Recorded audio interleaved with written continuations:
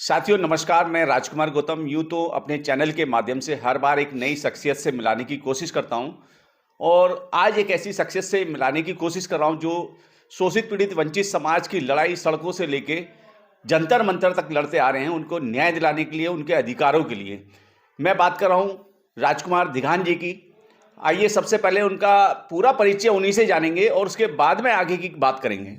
जी, हमारे चैनल पे आपका हार्दिक स्वागत है। मैं आपके चैनल का धन्यवाद करता हूं और आपका भी धन्यवाद करता हूं कि आप शोषित, वंचित और पीड़ितों के लिए हमेशा तत्पर तैयार रहते हैं। मेरा नाम राजकुमार दिघान है और मैं दिल्ली नगर निगम समस्त यूनियन कोर कमेटी का अध्यक्ष हूं। इस समाज का सेवक हूं और दलित का बेटा हूं। अच्छा, देखा जाए इस समय चुनाव पूरे पीक अवर्स पे चल रहा है।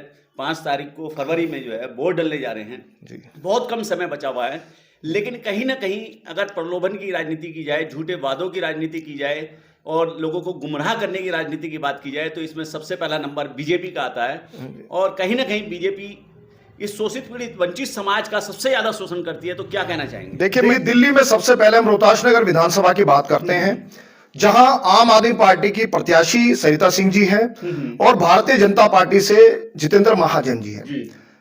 यहाँ जो रोहतास नगर विधानसभा में भाजपा के जो नेता हैं, दलित बस्तियों में, पुनर्वास कॉलोनी में शराब बांटने का और पैसे बांटने का काम कर रहे हैं। तो मैं बताना चाहता हूं, भारतीय जनता पार्टी को चेतावनी देना चाहता हूं कि अगर वोट मांगे हैं तो काम पर मांगे जी। आपने क्या काम किया है और क्या काम नहीं किया। आज ये वाल्मीकि समाज या दलित समाज के जो बच्चे हैं, आप उनको शराब बांट रहे हैं, आप उनको प्रलोभन दे रहे हैं। तो अब वो दिन लद गए हैं। हम लोग, हमारे बच्चे शराब नहीं पीते, हमारे बच्चे शिक्षा की ओर हैं। और सरिता सिंह जो है हमारे क्षेत्रीय जो रोहतास नगर से प्रत्याशी हैं, उन्होंने कार्य किया है और काम के नाम पर वो वोट मांग रही हैं। चाहे आप जितने भी वाल्मीकि बस्तियां हैं, दलित बस्तियां, उसमें जाकर देखें। जो समुदाय भवन उन्होंने बनवाए, जो वरिष्ठ नागरिक केंद्र उन्होंने बनवाए, वो सरिता सिंह जी की देन है। अच्छा, यहाँ के कार्यकाल में ही बना है, उनके कार्यकाल में बना है। और देखिए, सत्य परेशान हो सकता है लेकिन पराजित नहीं हो सकता। सरिता सिंह का काम बोलता है कि रोहतास नगर विधानसभा में पुनः वो जीत के आ रही है, विधायक बन के वो आ रही हैं। हमारे पार्क देखिएगा, हमारे यहाँ के नाली देखिएगा, हमारे यहाँ के खड़ंजे देखिएगा और हमारे यहाँ का जो साफ सफाई है उसका रखरखाव देखिएगा। और मैं आपको बताना चाहता हूं, देखिए, अरविंद केजरीवाल ने दिल्ली में कार्य किया है और पूरे संसार की बात करता हूं मैं। उन्होंने एक ऐसा मापदंड पूरी दिल्ली में रखा है कि यदि काम किया जाए तो जनता आपको वोट भी देगी, आपको प्यार भी करेगी, आपसे मोहब्बत भी करेगी। अरविंद केजरीवाल ने इस भारत की राजनीति में एक ऐसा मील का पत्थर साबित हुए हैं, एक ऐसा मीलस्टोन साबित हुए हैं कि जो भारतीय जनता पार्टी या कांग्रेस पार्टी, जो राष्ट्रीय पार्टी हमारे देश में, वो ये कहते हैं कि अरविंद केजरीवाल मुफ्त की रेवड़ियां बांटता है। लेकिन एक मैं आपको रोकते हुए एक सवाल है मेरा। विदेश से जब विदेश के राष्ट्रपति आते हैं केंद्र सरकार के माध्यम से, लेकिन वो केंद्र सरकार की उपलब्धियां ना देख के केजरीवाल की उपलब्धियां देखते हैं, यहाँ के स्कूलों को देखते हैं, यहाँ की मोहल्ला क्लिनिक को देखते हैं। और देखा जाए तो कहीं ना कहीं केजरीवाल की छाप जो है विदेशों तक में, ये केंद्र की सरकार क्यों परेशान है फिर? क्या ये बहुत बड़ी बात नहीं है? हाँ। आज जो भारतीय जनता पार्टी जो तिलमिलाई हुई है, ये इसी की बदौलत है। विदेशों से जो राष्ट्रपति आते हैं या उनकी धर्मपत्नियां आती हैं, तो हमारे दिल्ली के स्कूल को देखकर, हमारे दिल्ली के हॉस्पिटल को देखकर वो तारीफों के पुल बांधते हैं कि किस प्रकार की शिक्षा है। और हमारे दिल्ली में आज की तारीख में जो शिक्षा का स्तर है वो बहुत ऊपर है। आज देखिएगा, जो हमारे सरकारी स्कूल हैं, आप 10 साल पहले चले जाएं तो उनके अंदर जो उनके कमरे हैं, उनकी लाइब्रेरियां हैं या उनके विज्ञान भवन हैं या विज्ञान कक्ष हैं या टीचर्स हैं, उनका स्टैंडर्ड उस लेवल का नहीं था। लेकिन आज आम आदमी पार्टी की सरकार के आने से, अरविंद केजरीवाल जी के आने से, मनीष सिसोदिया जी के शिक्षा मंत्री जब हुआ करते थे, तो देखिएगा दिल्ली की जो स्कूल हैं और दिल्ली की जो स्कूल की व्यवस्था है वो किस प्रकार से चलती आ रही है और बड़ी खूबसूरत है, बहुत मजबूत है। आप हमारे दिल्ली के हॉस्पिटल को देख लीजिएगा, किस प्रकार की मल्टी फैसिलिटीज।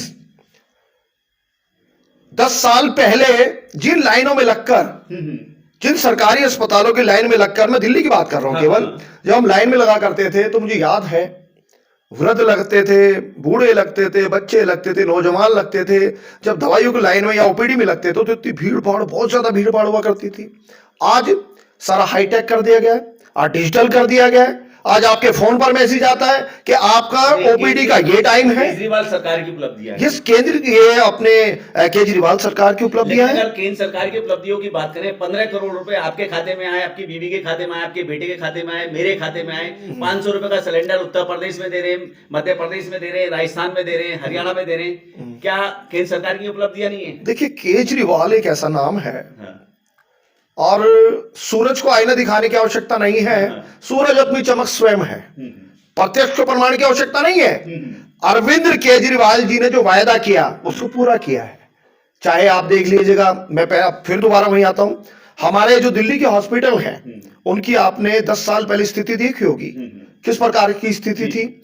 हम जब दवाइयों की लाइन में लगा करते थे तो सिर्फ 2 दवाइयां मिलती थी, एक तो पैरासीटामोल, एक ब्रूफिन। हाँ। उसके बाद एक बहुत बड़ा पर्चा हमारे हाथ में दे दिया जाता था कि आप मेडिकल स्टोर से दवाई खरीदें। एक गरीब आदमी जिसकी तनख्वाह उस दौरान 7-8 हजार थी, वो इतना महंगा इलाज कैसे करा सकता था। आज आप सरकारी अस्पतालों में जाएं, चाहे आपका सीटी स्कैन हो, चाहे एमआरआई हो, चाहे महंगे से महंगा आपका अल्ट्रासाउंड हो, आपके एक्सरे हो, आपकी जितनी भी बड़ी बड़ी जांचें हैं वो फ्री स्तर पे होती है। और ये केजरीवाल की देन है। कहीं इसी का कारण तो नहीं सत्येंद्र जैन जेल में गए? देखिए, ये केंद्र सरकार की एक मोनोपॉलिसी है, उनका एक षड्यंत्र है कि आम आदमी पार्टी को खत्म कैसे किया जाए। क्योंकि देखिए, मैंने फिर दोबारा बता सकता हूं आपको कि सत्य थोड़ा परेशान हो सकता है लेकिन पराजित नहीं।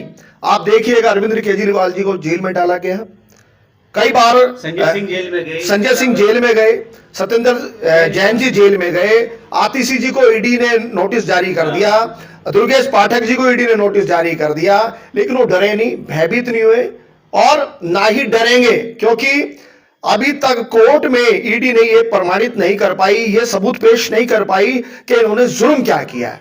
और ईडी को फटकार लगाते हुए कोर्ट ने, सेशन जज ने यह कहा कि मैं अरविंद केजरीवाल की जमानत लेता हूं क्योंकि अभी तक आपके पास कोई भी पुख्ता सबूत नहीं है। ये सिर्फ एक पॉलिसी है, एक सिर्फ षड्यंत्र है। लेकिन ध्यान जी, मैं भाजपा की जो रणनीति है उसकी बात कर रहा था। जिस तरीके से वोटों की खातिर हरियाणा में इन्होंने 500 रुपए के सिलेंडर का वादा किया, मध्य प्रदेश में 500 रुपए के सिलेंडर का वादा किया, यूपी में 500 रुपए के सिलेंडर का वादा किया है, हरियाणा में किया, लेकिन अपनी बात से मुकर गई। जिस तरीके से गृह मंत्री कहते हैं कि 15 लाख रुपए तो हमने एक जुमला था, वो वोट की खातिर था। तो क्या दिल्ली की राजनीति में भी जो इन्होंने अभी इस समय वादे किए हैं भाजपा सरकार ने, वो जुमले साबित होंगे या उस पर कुछ कर पाएंगे ये लोग? देखिए, जो देश का गृह मंत्री अपने मुखारबिंद ये कहे कि 15 लाख का जो हमारे जुमला था, तो दिल्ली की जनता और भारत की जनता को ये देखना, ये तय करना है कि वोट किसको करना है, किसको नहीं करना है।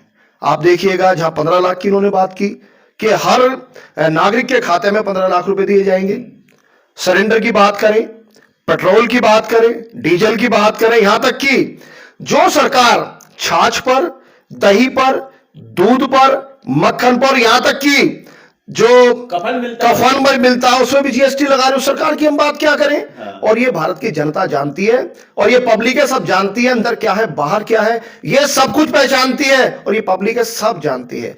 देखिए, जो पार्टी हिंदू को मुसलमान से लड़ाने का काम करे, दलित को मुसलमान से लड़ाने का काम करे और ब्राह्मण को दलित से लड़ाने का काम करे, और जिस पार्टी की जो मानसिकता है, जो हमारे देश के पूर्व राष्ट्रपति रामनाथ कोविंद जी, उनको राम मंदिर में घुसने पर निषेध कर दिया, मंदिर में नहीं घुसने, उनको घुसने मंदिर में नहीं दिया, तो उनकी मानसिकता को क्या कहेंगे। मैं तमाम भारत के दलितों से पूछना चाहता हूं कि जिस पार्टी की जो मानसिकता है वो दलितों के खिलाफ है, और ये देखिएगा आप, हमारे दलित बच्चे यदि मूछें रखते हैं तो उनकी हत्या कर दी जाती है। उत्तर प्रदेश में मनीषा हत्याकांड पर पूरे देश की नजर है। एक मनीषा, जो वाल्मीकि बेटी, जो मनीषा हाथरस की बात कर रहा हूं, उत्तर प्रदेश में वो वाल्मीकि बेटी जिसकी जबान काट ली गई, जिसके साथ सामूहिक बलात्कार किया, जिसका मर्डर किया, और रात के 2 बजे इस भारतीय जनता पार्टी की सरकार के माध्यम से, वहां की पुलिस के माध्यम से उसका अंतिम संस्कार किया, पेट्रोल डाल के। और जबकि उसके परिवार के वहां परिजन वहां मौजूद नहीं थे, उसके पड़ोस के लोग वहां मौजूद नहीं थे, पुलिस की निगरानी में उसका इस प्रकार से उसको अग्नि दी गई। क्या ये सही है? एक बच्चा जिसको सिर्फ इसलिए पीट पीट के मार दिया जाता है भारतीय जनता पार्टी की सरकार में कि वो छोटा सा बच्चा सिर्फ पानी के मटके को हाथ लगाता है। जी जी जी। वहां के टीचर ने उसको लाठियों से पीट पीट कर मार दिया। एक दो बच्चे जो सिर्फ खुले में शौच जा रहे थे, सिर्फ इसलिए कि वो छोटे से बच्चे खुले में शौच जा रहे थे, उनको पीट पीट के मार दिया गया। ये भारतीय जनता पार्टी की जो ये एक योजनाएं हैं, ये योजनाएं ये है कि दलितों को खत्म किया जाए, मुस्लिम को खत्म किया जाए, देश में अराजकता फैलाई जाए, देश में दंगे फैलाए जाए, लेकिन अब भारत की जनता संभल गई है। अच्छा, अभी भाजपा की एक और हम अच्छी बात हम आपको बताना चाहते हैं। इस देश के अंदर देखा जाए शोषित पीड़ित वंचित समाज जो है, जो ग्रामीण क्षेत्र में रहता है, रूरल एरिया में रहता है, तो अभी कई राज्य का हमने डाटा निकाला तो 1,25,000 से ज्यादा प्राइमरी स्कूल बंद किए गए भाजपा सरकार जहां जहां मौजूद है। क्या लगता है कि एक तरफ तो ये कहते हैं कि पढ़ेगा भारत, दूसरी तरफ शोषित पीड़ित वंचित जो गरीब समाज है उस तबके को मजदूर बनाना चाहते हैं, चोर उचक्का बनाना चाहते हैं। क्या कहेंगे इस बात को लेकर? देखिए, भारतीय जनता पार्टी का बहुत बड़ा झूठा नारा है, बेटी पढ़ाओ और बेटी बचाओ। अरे मैं बात करता हूं मणिपुर मिजोरम की। मणिपुर में भारतीय जनता पार्टी की सरकार है, मणिपुर में भारतीय जनता पार्टी का मुख्यमंत्री है, और वहां एक महिला को निर्वस्त्र करके सड़क पर घुमाया जाता है, उसकी हत्या की जाती है, उसके साथ बलात्कार किया जाता है। कौन से नारे की बात करते हैं? बेटी पढ़ाओ बेटी बचाओ। क्या आपका यही नारा है? आपके स्टेट में, आपके राज्य में बेटियों के साथ बलात्कार किया जाता है, उनकी हत्याएं की जाती है, उनके सामूहिक बलात्कार किए जाते हैं, उनके दोषियों को सजा नहीं मिलती, उनको फांसी नहीं मिलती। ये आपका स्लोगन है, बेटी पढ़ाओ बेटी बचाओ। किस प्रकार की शिक्षा की बात करते हैं आप? जहां हमारे दलितों के बच्चे स्कूल में पढ़ते हैं, आप उनके साथ किस प्रकार का व्यवहार करते हैं? उन बच्चों को आप बाहर बैठाते हैं, आज भी उनको अच्छी शिक्षा देने का आप काम नहीं करते। किस प्रकार की सरकार है आपकी? तो ये झूठे वायदे, इनको खत्म किया जाए। और दिल्ली की जनता और भारत की जनता इस बात को समझ चुकी है कि भारतीय जनता पार्टी को निस्ते नाबूद करना है, इस पार्टी को खत्म करना है, क्योंकि भारत की राजधानी में सबसे बड़ा जो कलंक है वो भाजपा है, भारतीय जनता पार्टी है। चलिए, भाजपा को तो आपने पूरा जी भर के कोस रहे हैं, लेकिन कांग्रेस की बात की जाए, कांग्रेस भी जो है इस लाइन में खड़ी हुई है, कहीं ना कहीं केजरीवाल के पीछे वो भी हाथ धो के पड़ी हुई है। क्या लगता है कि केजरीवाल को वो पस्त कर पाएंगे कांग्रेस वाले? देखिए, जो पार्टी धरातल पे ही नहीं है, मैं उसकी बात क्या करूं, हमें करनी भी नहीं चाहिए। ये मनमानी होगी, बेईमानी होगी। और जिस पार्टी की दिल्ली में एक भी सीट नहीं आ रही, और ये मैं नहीं कह रहा, एग्जैक्ट पोल बता रहे हैं, अच्छा। सट्टा बाजार कह रहा है, शेयर बाजार इस बात को कह रहा है। देखिए, अगर कांग्रेस गलती नहीं करती तो मैं समझता हूं आम आदमी पार्टी यहां दिल्ली में काबिज ही नहीं होती, भारत में उसको जन्म ही नहीं होता। अगर देखिएगा, मैं सबसे पहले मैं बहुत बड़ा आपको एग्जांपल देता हूं। जिस समय कांग्रेस की सरकार थी, दिल्ली में 3 बार मुख्यमंत्री शीला दीक्षित रही, और केंद्र में प्रधानमंत्री कांग्रेस पार्टी के रहे, गृह मंत्री कांग्रेस पार्टी के रहे। मैं दिल्ली की बात करता हूं, जो भारत की राजधानी, भारत का दिल है। एक वो कम्युनिटी जो सबसे निचले पायदान पर खड़ी, जिसको वाल्मीकि समाज कहा जाता है। तो मैं आपका ध्यान इसलिए वहां खींच रहा हूं कि जब दिल्ली में 3 बार की मुख्यमंत्री शीला दीक्षित से हमने बात की कि देखिए, दिल्ली का सफाई कर्मचारी जो मलमूत्र का मंथन करता, लेकर गली कूचों से राष्ट्रपति भवन तक को स्वच्छ करता अपने नातों से, उसको नियमितीकरण किया जाए।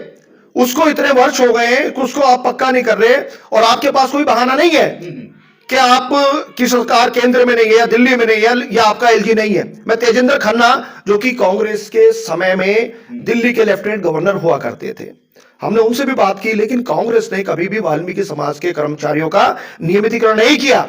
जबकि यदि कांग्रेस चाहती तो वाल्मीकि समाज को नियमित कर सकती थी। और आज वाल्मीकि समाज जो झोपड़ी कॉलोनी में रहता, पुनर्वास कॉलोनी में रहता, उसका जो कांग्रेस पर उसका वोट बैंक, हमारा जो वोट बैंक था वो कांग्रेस का था। कांग्रेस तो हम सपोर्ट करते थे, लेकिन कांग्रेस ने इतनी बड़ी गलती की, जो 90% वाल्मीकि समाज कांग्रेस में हुआ करता था, और 90% ही सफाई कर्मचारी के पद पे कार्य करता था। जब उसका नियमितीकरण नहीं कर पाई तो हम अन्य चीजों की बात क्या करें? सिर्फ मुद्दा यह है, और यह मुद्दा जो हमारी रोजी रोटी से संबंधित है, और ये हमारी पेट की लड़ाई थी, हमारी भूख की लड़ाई थी, हमारे बच्चों की लड़ाई थी, हमारे बच्चों की शिक्षा की लड़ाई थी।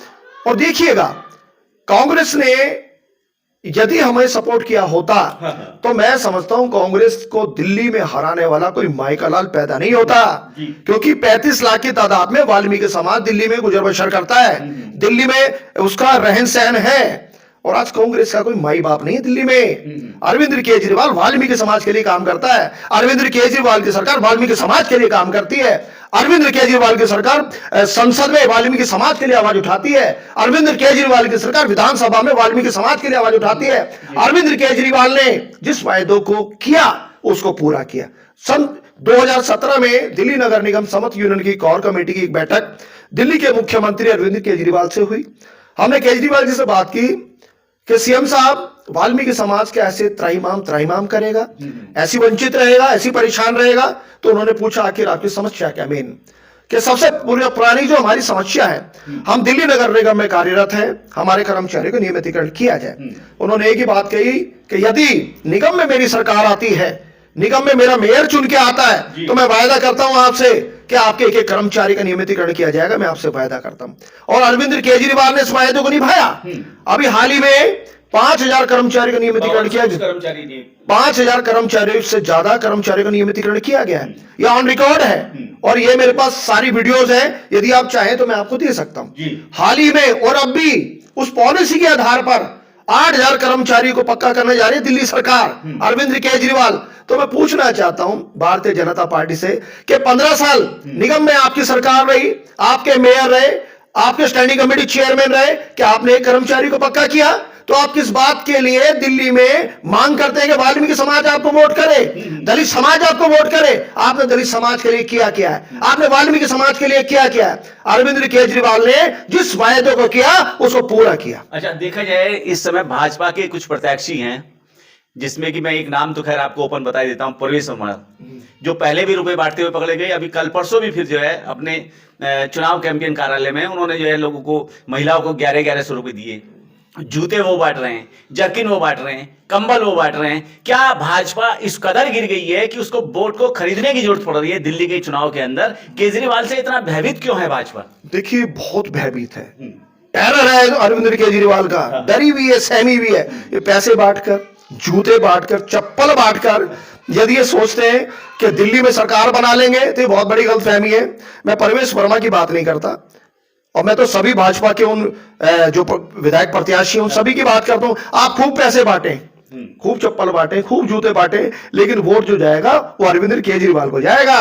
आप चाहे लाखों रुपए बांट दें। और देखिए, फ्री की रेवड़ी की बात, जो सरकार या इस बात को कहती है, भाजपा कहती है, कांग्रेस कहती है कि अरविंद केजरीवाल फ्री की रेवड़ी बांटता है, और आज इन्होंने फ्री की रेवड़ी खुद बांटना चालू कर दिया। तो अरविंद केजरीवाल ने भारत की इस राजनीति में जो मील का पत्थर साबित हुए, इन बड़ी बड़ी राजनीतिक पार्टियों को सिखा दिया है कि राजनीति कैसे की जाती है। आज जो सरकारें ये कहती थी कि अरविंद केजरीवाल फ्री की बिजली, फ्री का पानी दे रहा है, आज वही सरकारें, आज वही पार्टियां इस बात को दोहरा रही हैं कि हम भी सब कुछ ऐसा करेंगे। भाजपा कह रही है हम 3100 रुपए महिलाओं को देंगे, कांग्रेस कह रही है 2500 रुपए हम महिलाओं को देंगे, हम इस स्टेट में बिजली फ्री करेंगे, पानी फ्री करेंगे, हमें जिता के लाएं। तो देखिए, जो अरविंद केजरीवाल ने वायदा किया, आज उस वायदे को अरविंद केजरीवाल ने निभाया है। आप एक गरीब के घर पर जाकर देखें, उसके बिजली के बिल को देखें, उसके पानी के बिल को देखें, तो उसको पूरा किया गया है। लेकिन भाजपा के जो राष्ट्रीय अध्यक्ष हैं जेपी नड्डा साहब, वो कहते हैं कि जिस तरीके से अरविंद केजरीवाल धड़ाधड़ घोषणाएं कर रहे हैं, वो कहीं ना कहीं दिल्ली की जनता को बेकारा और नकारा बनाने का काम कर रहे हैं। वहीं केजरीवाल कहते हैं कि मैं एक गरीब, शोषित, पीड़ित, वंचित समाज के 25,000 रुपए बचाने का काम कर रहा हूं। तो दोनों में अगर कंपेरिजन किया जाए तो किसकी बात अच्छी है? देखिए, अमित शाह जी इस बात को कह रहे हैं, जेपी नड्डा साहब, जेपी नड्डा, हाँ जी, भाजपा के। देखिए, नड्डा साहब जिस बात को कह रहे हैं, तो सबसे पहले उनको इस बात को भी देखना चाहिए कि उन्होंने भी अपनी चुनावी मैनिफेस्टो में 3100 रुपए की बात की है, फ्री पानी, फ्री बिजली की बात की है। तो वो कहां से पैसा लेकर आएंगे? वो कहां से दिल्ली की जनता को पैसा देंगे? लेकिन अरविंद केजरीवाल, क्योंकि वो घोटालों की राजनीति नहीं करते, जो विकास के लिए पैसा आता है वो दिल्ली के विकास के लिए लगता है, दिल्ली की जनता के लिए लगता है। और यदि कोई भी करप्शन अरविंद केजरीवाल के खिलाफ है तो भारतीय जनता पार्टी ये प्रमाणित करके दिखाए, हमारी सुप्रीम कोर्ट जो हमारी न्यायपालिका वो प्रमाणित करके दिखाए। भाई ये सारी चीज कोर्ट के हाथ में है। भारतीय जनता पार्टी की ये कहने वाली होती कौन है? अभी देखिएगा, आम आदमी पार्टी का आज कोई भी विधायक यदि भारतीय जनता पार्टी में चला जाता है या किसी भी पार्टी का भारतीय जनता पार्टी में चला जाता है तो उनके पास निर्मा सुपर पावर एक ऐसी वॉशिंग मशीन है जिसमें जो वॉशिंग पाउडर है वो। मोदी वॉशिंग पाउडर में जो भी जाता है वो साफ सुथरा धुल के आ जाता है, चाहे किसी पार्टी का आदमी हो। लेकिन देखिए, जिस अरविंद केजरीवाल को भारतीय जनता पार्टी झुकाना चाहती है, गिराना चाहती है, वो जनता का नेता है, वो गरीब का नेता है, वो दलित का नेता है, हर उस परिवार का नेता है जो गरीब फैमिली है, वो उनका नेता है। वो बड़े बड़े वायदे करने वाले लीडर नहीं है, वो तो जो कहता है उस वायदे को पूरा करता है। उसको मालूम है कि गरीब की जो समस्या क्या है, उसकी ज्वलनशील मांगे क्या है, वो उससे अपेक्षाएं क्या रखते हैं, उससे उम्मीद क्या रखते हैं। आप देखिएगा अरविंद केजरीवाल को बिना सिक्योरिटी के जनता के बीच में जाकर अपने चुनाव प्रचार में कोई महिला, कोई वृद्ध महिला एक बेटे की तरह पुचकार रही है, कोई नौजवान एक बड़े भाई की तरह कोली भर रहा है, हक कर रहा है, तो इसके जनता का प्यार कहते हैं। आप जगह जगह पोस्टर में देखें, होर्डिंग में देखें, किसी रैली में देखें, अरविंद केजरीवाल जी को जनता प्यार करती है, उसी प्रकार से उनका दुलार भी कर रही है। अच्छा, आखिर में चलते चलते दिगान साहब, मेरा बड़ा महत्वपूर्ण सवाल है। देखा जाए इस दिल्ली के अंदर जो है 1 करोड़ से ज्यादा जनसंख्या है और तमाम राजनीतिक पार्टियां उन करोड़ों लोगों को प्रभावित कर रही हैं अपने अपने तरीके से। लेकिन वाल्मीकि समाज की बात की जाए, दलित समाज की बात की जाए, तो 22% से ज्यादा वोट उसका बैठता है और 17% पे सरकार बनती है। तो 5 फरवरी को जो चुनाव होने वाला, उसके लिए उन 17 से लेके 22% तक के जो वोटर हैं, चाहे वो युवा हैं, बूढ़े हैं, जवान हैं, महिला हैं, उन सबसे क्या अपील करना चाहिए? देखिए, मैं दिल्ली की जनता से, मैं तमाम दलित वाल्मीकि समाज से यह हाथ जोड़ के प्रार्थना करता हूं। मैं आपका बेटा हूं, आपका बच्चा हूं, आपका गुलाम हूं, आपका नौकर हूं। यदि दिल्ली नगर निगम समस्त यूनियन कोर कमेटी के माध्यम से मैंने आपकी सेवा की है और दिल से सेवा की है, ईमानदारी से सेवा की है, तो आप आम आदमी पार्टी को वोट करें। क्योंकि हमें यह भी देखना है कि दिल्ली नगर निगम में आम आदमी पार्टी की सरकार है, आम आदमी पार्टी के ही मेयर हैं, आम आदमी पार्टी के ही स्टैंडिंग कमेटी चेयरमैन बनने जा रहे हैं। तो हमें काम जो लेना है वो आम आदमी पार्टी से लेना है, और दिल्ली में जो सरकार बनने जा रही है वो भी आम आदमी पार्टी की बनने जा रही है। तो मेरा आपसे प्रार्थना है, आपसे आग्रह है, आपसे अपील है, और मैं ये भी कहना चाहूंगा कि यदि दिल्ली में आम आदमी पार्टी की सरकार बनकर आती है और दिल्ली के मुख्यमंत्री अरविंद केजरीवाल जी बन के आते हैं, तो दिल्ली नगर निगम समस्त यूनियन कोर कमेटी का अध्यक्ष होने के नाते मैं पुनः विजय होने के पश्चात मैं दिल्ली के मुख्यमंत्री से एक बैठक करने का प्रयास करूंगा, जिसमें सिर्फ हमारी 2 मांगे होगी कि एक तो दिल्ली में सफाई कर्मचारी की भर्ती की जाए और वाल्मीकि समाज का वर्गीकरण किया जाए, जैसे कि और अन्य प्रांतों में है, चाहे हरियाणा की बात करें या पंजाब की बात करें। यदि आप चाहें तो केजरीवाल जी, दिल्ली में आप भर्ती भी कर सकते हैं और आप दिल्ली में वाल्मीकि समाज के लिए वर्गीकरण भी कर सकते हैं। तो मैं आपसे आग्रह करता हूं, दिल्ली की जनता से, वाल्मीकि समाज से, आम आदमी पार्टी को वोट करें और आम आदमी पार्टी की सरकार को पुनः बनाकर जो भी आपके कार्य हैं उसकी जिम्मेदारी लेते हुए मैं आपसे वायदा करता हूं, आपका नियमितीकरण भी होगा, आपके जितने टर्मिनल बेनिफिट्स हैं वो भी दिए जाएंगे। और एक बात और, जैसा कि अरविंद केजरीवाल जी ने एक वायदा किया था कि आपकी जो वेतन है, आपकी जो तनख्वाह है 1 से 7 तारीख के बीच में आएगी। क्या उन्होंने इस वायदे को पूरा नहीं किया? जब भारतीय जनता पार्टी की जो सरकार है वो दिल्ली में थी और मेयर भी उनके थे, और 15 साल भारतीय जनता पार्टी में या निगम में कार्य किया है, तो क्या समय पर वेतन आया, समय पर टर्मिनल बेनिफिट्स मिले, समय पर लाभांश मिले और समय पर कर्मचारियों को पक्का किया गया? यदि आम आदमी पार्टी की सरकार आपके बीच में है तो आपका समय पर वेतन भी मिल रहा है और आपके टर्मिनल बेनिफिट्स भी मिलेंगे और दिल्ली में भर्ती भी होगी और आपके जितने भी लाभांश हैं उनका भी भुगतान किया जाएगा। चलिए, ठीक है, बहुत बहुत धन्यवाद आपका, आपने अपना कीमती समय हमारे चैनल के लिए दिया। Thank you very much. चलिए, ठीक है।